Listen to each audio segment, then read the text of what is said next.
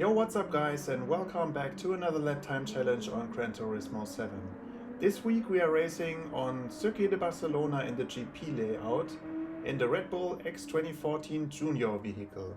We are on racing hard tires. The current world record is a 143.8 and that leaves us to be the 146.9. So I'd say let's get on track and try to beat this one. And as usual, try to carry a good amount of speed out of the last chicane to start into your fast lap. Rev out the gears, but be careful, those are quite short to be honest, and position the car to the left hand side of the track.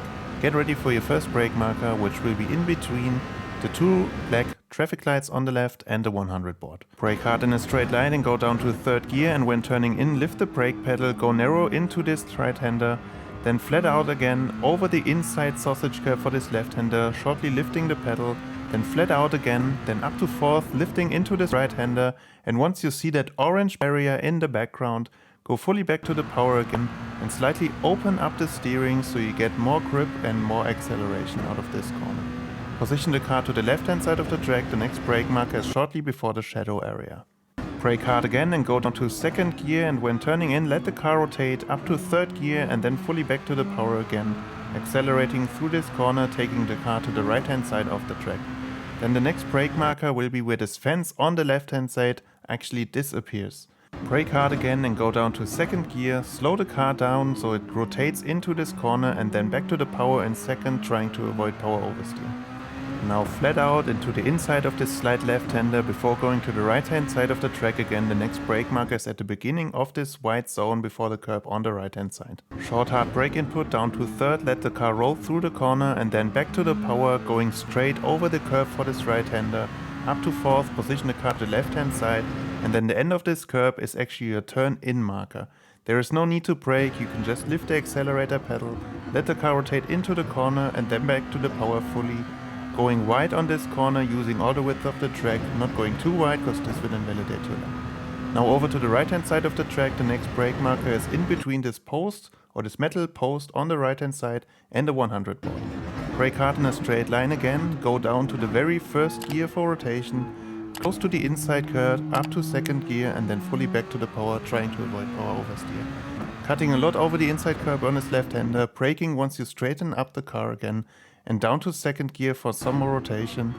Then let the car roll and rotate into this corner up to third, and the sausage curb on the right hand side is your acceleration marker. Over to the curb on the left hand side, the next brake marker is once you can see the inside curb for the next right hander.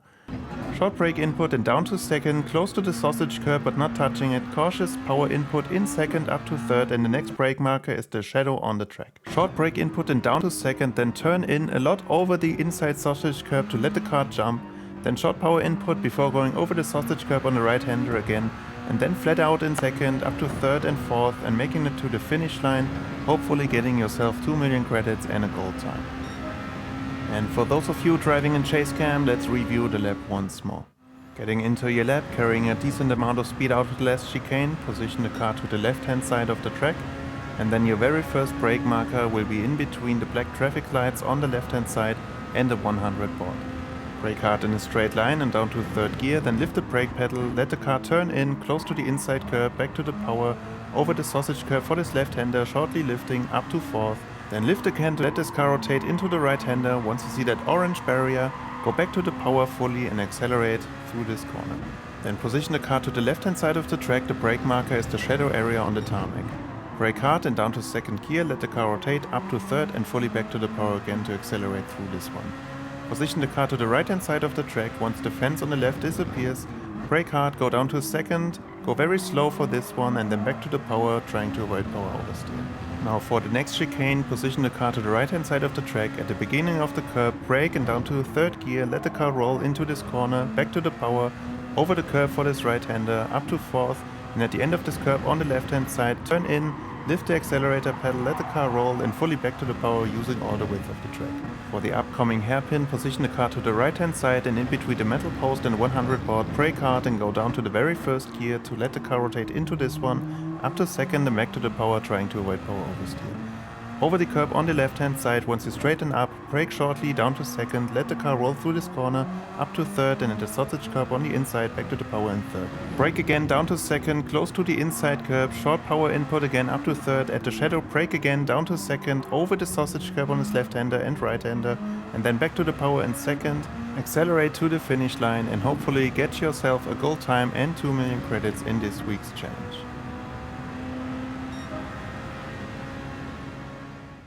And that's already it for this week's lap time challenge on Circuit de Barcelona in the Red Bull X2014 Junior vehicle. Being bloody honest, I neither enjoyed to drive that car nor did I like how to drive it on that track. It just didn't feel natural. But let me know in the comments what you think of this challenge and if you were able to do it easily or not.